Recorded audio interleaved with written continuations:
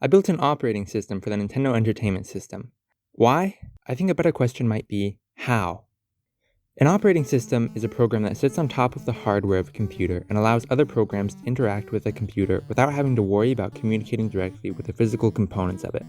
But the Nintendo Entertainment System, otherwise known as the family computer in Japan, like many other home computers of that day, did not come with an operating system. Rather, games were written directly in instructions that the CPU executed on demand. During the era of the NES, other machines, like the Apple II, did have operating systems that you could boot onto your computer, like DOS. But it wouldn't be until Apple took the idea of the graphical user interface from Xerox that we would get operating systems that looks like something that runs on our computers today. Since the NES was a game machine and not a home computer, it's no wonder no one ever created a dedicated operating system for it. That is until today. I'm going to create the NESOS, or as I like to call it, NESOS.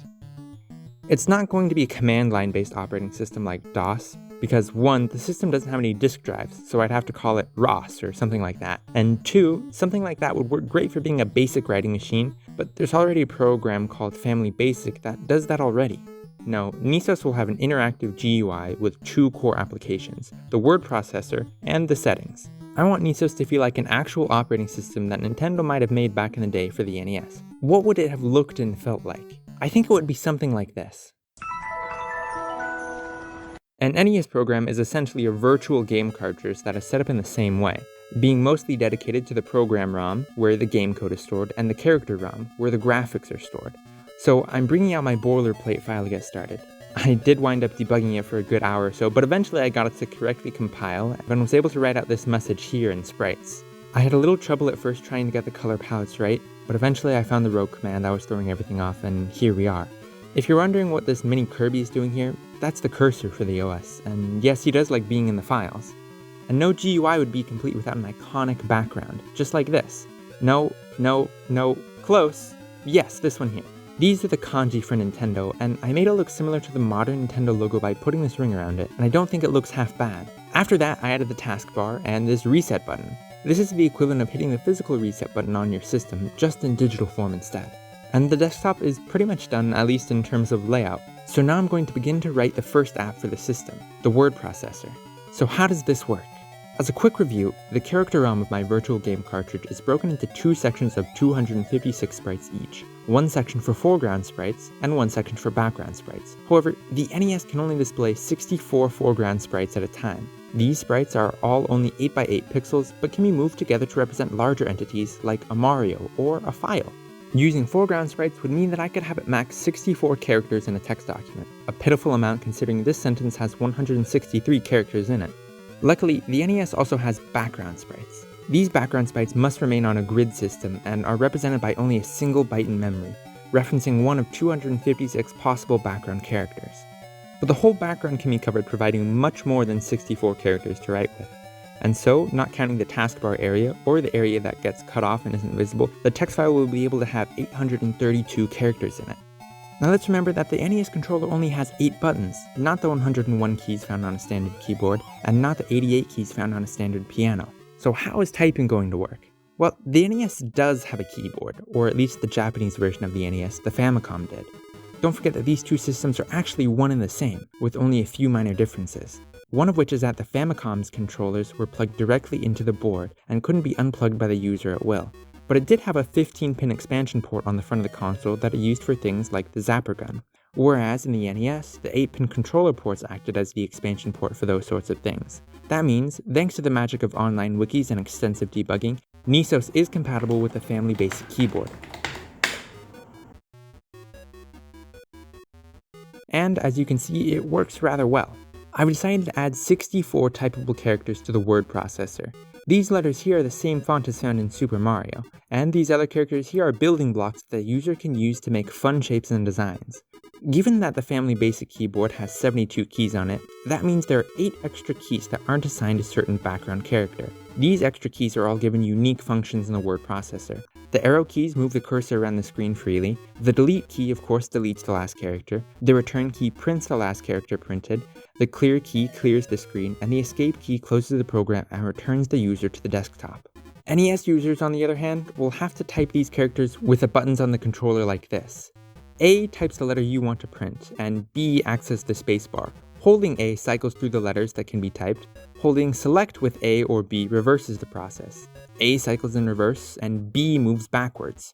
Honestly, it sounds more complex than it actually is. Holding a controller, it feels rather intuitive after a minute. And of course, I added buttons on the screen for clearing, closing the program, and saving the file to the system. Now, where is my text data in memory right now? To understand that, we need to first understand that there are 3 processors in the NES. The central processing unit, the audio processing unit, and the picture processing unit. It is the latter of which, the PPU, that deals with taking the bytes representing sprites and turning them into actual images. In order to do this job effectively, the PPU has been given its own dedicated RAM to do its work in, and the current background screen data, i.e. our text, is in that RAM that the PPU has exclusive access to, specifically in a section called a name table, and that's where I want it to stay. I thought about creating a copy of this data in the CPU's directly available memory. That way I could easily access this data, and I could even implement scrolling to make the document a little bigger even. But even just one screen's worth of data is 832 bytes. That's almost half of all the free memory in this 2K system, and a significant chunk of what's left after I add in variables, audio processing, and sprites. So I decided it best to limit file size to 832 bytes and make each file worth only one screen's worth of memory.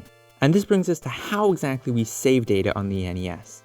Early NES games didn't have any save features, and the NES itself never had any memory on the system that games could write to and access save data.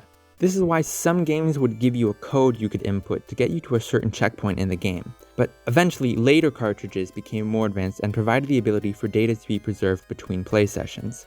It was stored on a special RAM chip called NVRAM, which was itself in the cartridge, and was attached to a battery that kept the lights on in the chip, so to speak. Luckily, I don't have to worry about the particulars of physical cartridge design in computer chips because I'm creating a virtual game cartridge. All I have to do to say that this game has battery-backed RAM in it is to switch one value in my program header. Then, to save data to that chip, I just write data to the 8K of RAM located between 6000 and 8000. And since we have 8K of memory available now, that is enough for 9 whole files of data, with a little left over. But I'm going to restrict the number of files to 8, since it's just a nicer number than 9, and you never know when you might need more space to store things. Remember that the text file is currently sitting inside the PPU's first name table. This means that the CPU can't see it directly. I have to politely ask the PPU to look at the address it's located at, then read the data one byte at a time by looking at that same address. Whenever I save, I have to go through this process of getting the background screen data byte by byte and then writing it to the designated save area of memory. But once you do save your file, it shows up on the desktop, and then you can click on whichever file you want to load and see that your file really has been saved. Even if you reset the machine, it's still all there. It also has a message for when you already have 8 files. It says that the disk is full and it won't be able to save the current file. You'll have to go clear a previously made file or delete it and entirely start over. And that brings us to the Settings app, which also functions as the file manager. I began with the icon, of course, and then when it's opened, I want it to look like a window with the background of the desktop still visible. This is easy to do once you understand how color on the NES works. I just have to set the background characters of the window to a different palette, and then they show up as this color here. And then I can write out the text I want to show up in the settings. First of all, it needs to say what the app is. Then it needs to manage the cursor, desktop color, and also the files. I'll leave a gap for where the files are going to be labeled. Then I want some system information down below, like the processor, RAM, NVRAM, and of course the OS version, NESOS 1.0. Now I need some control buttons for the cursor and desktop, and then check if each file exists or not. If it does exist, add it to the list here. Adding functionality for the cursor and background buttons isn't going to be hard either. I just keep track of a single byte each in the 8K of NVRAM to remember which cursor and background the user chooses, and then load up that variable when the system boots up. And managing the files is easy as well. I don't have to erase all 832 bytes of file data when one gets deleted. Instead, I have it set up where there is another section of data in the NVRAM that keeps track of the file metadata, one byte of which simply tracks if the file exists or not. This is the byte that gets checked for whether or not to add the line for each file in the Settings app. It's also the byte the word processor uses to check if the file is available as new or not. So when this button is pushed on the settings page and deletes this file, it only has to flip that single byte to 0, and then the OS will treat that section of data as empty. And here you can see that it really does work. I can create a new file, save some data to it, go to settings, delete it, and it's gone. And then I added a calculation for how much free memory is available. Since a file is a static 832 bytes, it just subtracts how much of that is available from the 8K of NVRAM. Before moving on from the settings, I added 5 more cursors, which are callbacks to some of the most notable games on the NES. From the beginning, there is the normal cursor, the mini Kirby, a mushroom from Mario, Link's boomerang from The Legend of Zelda, a shuriken from the mysterious Murasame Castle, a tetramino block from Tetris, and the golf ball from Golf. And as for the background, there are 53 possible colors that the user can choose from, basically every color that the NES is capable of displaying. Then one last step to make it really feel like an operating system was to let the user move around the icons on the desktop. If the user scrolls over a file or program and presses B, then they can drag it around anywhere on the screen with them. So feel free to arrange your files however you want, and you can always place the app icons on the taskbar as well. NESOS 1.0, a 48 kilobyte operating system, is still a little buggy, but it's good enough for the public to experience. Just hit the reset button if it ever freezes up on you. Follow the links down below to download a copy of NESOS and try it for yourself on your favorite emulator, the NES, or Famicom itself. And if you want to see more projects like this, then click subscribe. And until next time, thanks for watching.